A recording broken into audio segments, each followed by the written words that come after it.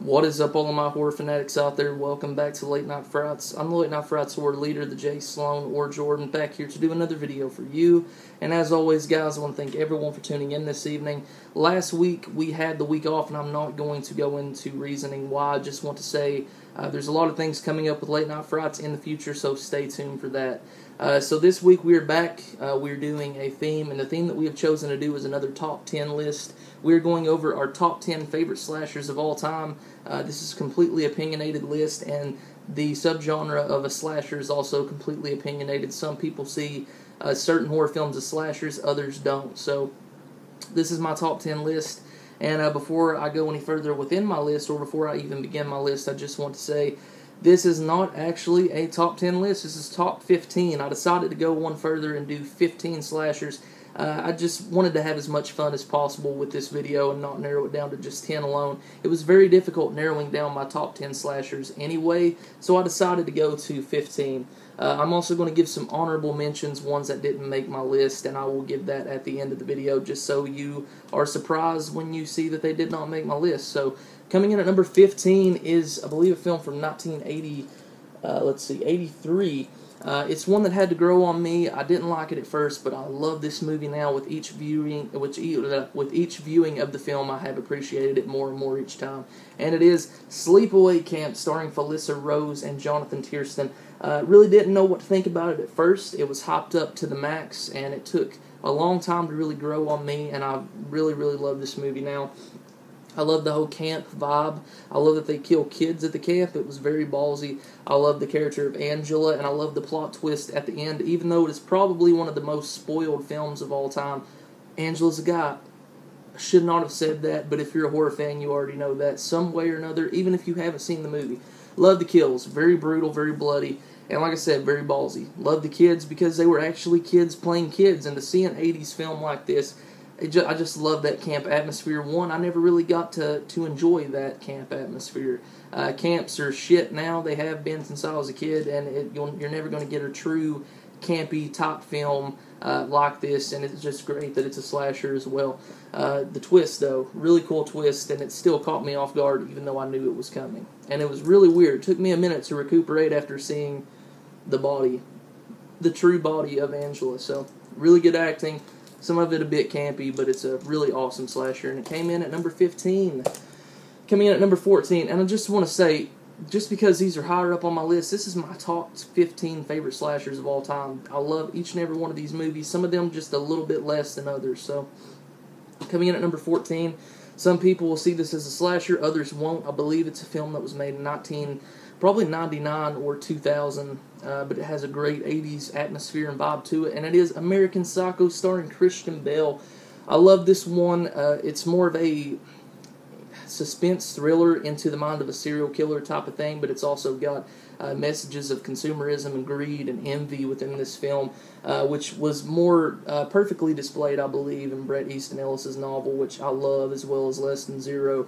But really good. Christian Bale played Patrick Bateman to a T. Very egotistical, cocky asshole who just, you would think is just this Wall Street yuppie, but he turns out to be a psychotic, fucked up serial killer. Love the scenes. Very good, smoky, dark atmosphere. Great acting, great scenes, great kills, and great story altogether. I know some people think it's overhyped or think that it's overrated. Me personally, I can watch this one any day of the week, any month. Doesn't matter. I always love American Psycho. Great film. Coming in at, let's see, it's 15, 14. Coming in at number 13 here is probably, well, I could probably say definitely one of the most interesting and unusual slashers. I wouldn't say unusual. I would just say interesting, intriguing, and different. Different is the key word. Slashers of the 90s and the 2000s. Anything that we've got in a long time. And it is Scream. Really enjoy Scream. Love the plot where it is all blamed on the movies. And it's something that you really didn't see at that time. You know, I believe it was 1990. Might have been 97, might have been 98, 99, somewhere around there. Late 90s, not sure the exact date, so sue me over that one. Really love the cast, though. David Arquette, Neve Campbell, Courtney Cox, Skeet Ulrich. Says Drew Barrymore, although she's only in the film for probably about 5 minutes, if that. You know, obviously that was to sell the film, putting her on the cover and giving her that same Really cool, though. Love how they blame it all on the movies. And the two killer, guess I just gave that away, but the two killer plot, really, really cool.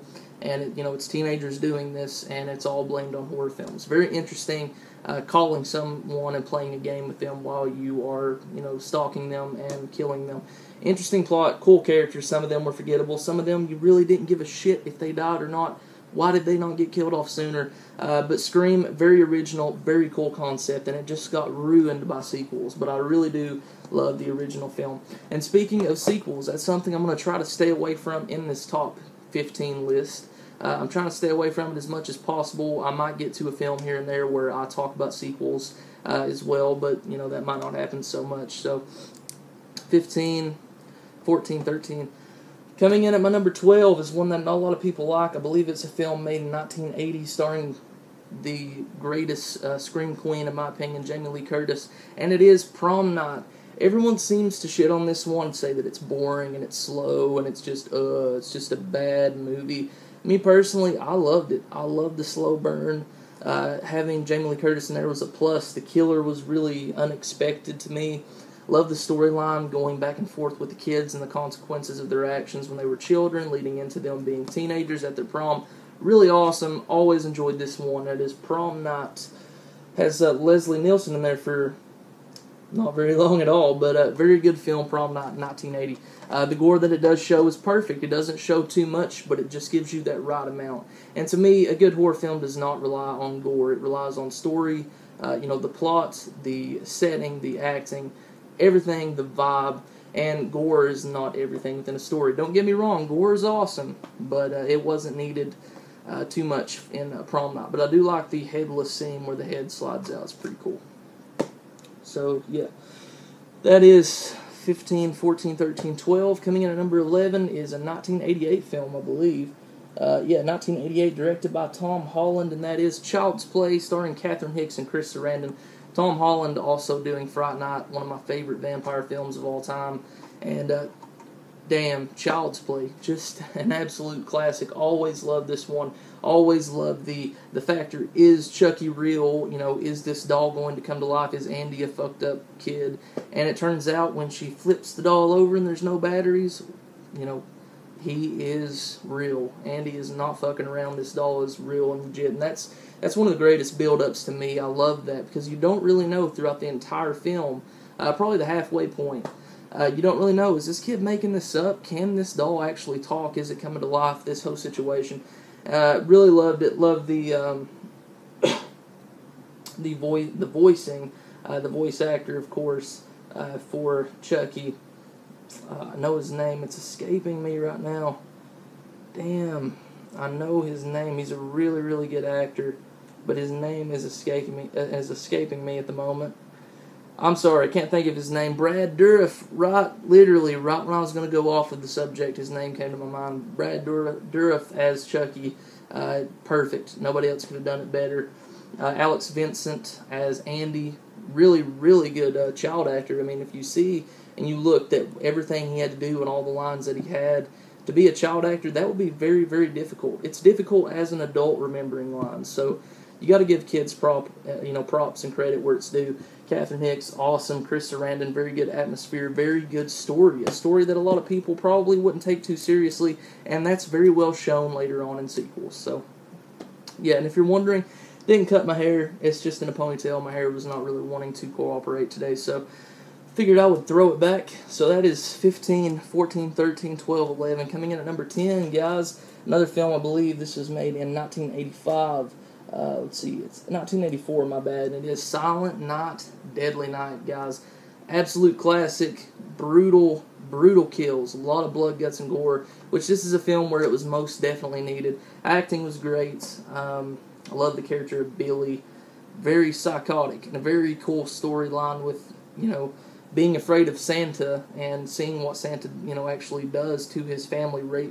Partially rapes his mother, kills his father, kills his mother, and leaving him in a foster home, or a pretty much sending him to a religious type sisterhood type foster home where he gets terrorized by the head mother and grows up to be afraid of Santa Claus, to where one day he's at a store has to put on a Santa Claus suit for his job and goes on a fucking rampage.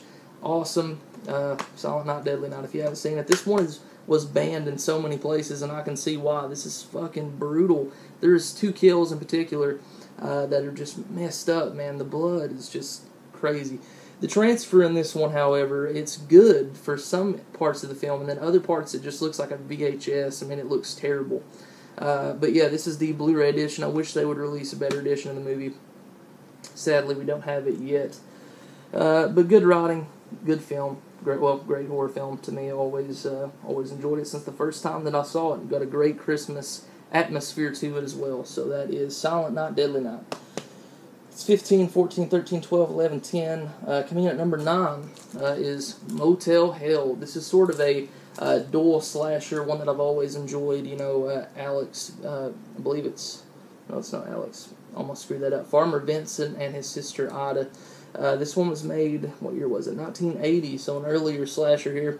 A lot of films were coming out in 1980, 1981, 82, and 83, even up to 85, 88. I mean, a lot of the 80s was the time period for all these slasher films to get released. Love this, though. It's got a really dirty and gritty top atmosphere and vibe to it.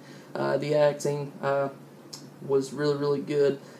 Just always enjoyed Motel Hell since I first saw it, and I love the Farmer Vincent critters, like the it takes all kinds of critters to make Farmer Vincent fritters. I love the whole thing where they bury the people out in their garden and pretty much use them as meat. Really, really fucked up. Really awesome how they trap people in this hotel, and it to be 2 older people too is really cool. You know, they could have had it be younger, middle-aged people. I mean, this guy's got great hair. He's an older guy. These are 2 older people, a brother and a sister, doing these brutal, fucked up things. So, Motel Hell, great story. It's just one of those slashers that, I mean, I saw a lot of reviews. A lot of people love it, a lot of people don't. But me personally, I've always enjoyed Motel Hell. So that's number 9. Coming in at number 8 is another film. I believe this was made in 1978, actually. 1979, 1980, and it is Mother's Day. This one is great. Since I first saw this one, I remember actually the first time viewing this, I had to make a video about it and do a review. It was like 4 in the morning when I got done watching it, and I was blown away just by everything that happened. The story about these 3 girls pretty much going out on a camping trip, and it's pretty cool that they... I don't want to go into the full plot because I don't have a lot of time to go over everything. But basic plot here, 2 sons are commanded by their mother to rape and kill women. And that was just the most insane thing to me, was seeing them actually have like a display where they would set up a bench and get the women to sit down and have their way with these women while their mother would film. Really, really weird. There's a disgusting part in this when they're eating breakfast and they're mixing like toothpaste with it, and I can't handle throw up. I can't handle that shit. I mean, I can watch just about anything. I have a solid stomach.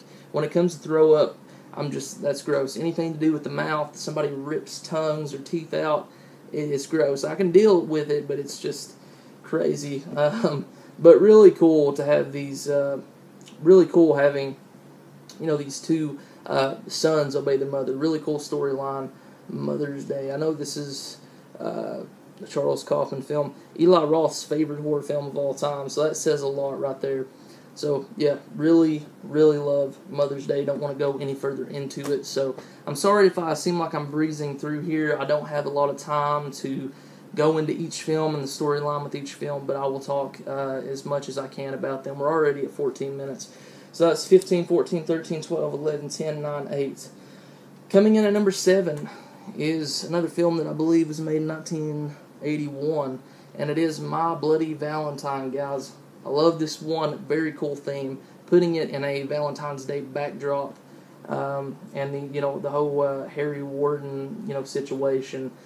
Always enjoyed My Bloody Valentine. Another one that relied a lot on gore. It had talented actors as well. It's interesting to see some of them play off of each other. In any horror film, you're going to have bad actors. It's just going to happen. I've never seen a full film where there's not been one thing out of place. There's films personally that are perfect to me, but that's not because there's something wrong or something that wasn't wrong with it.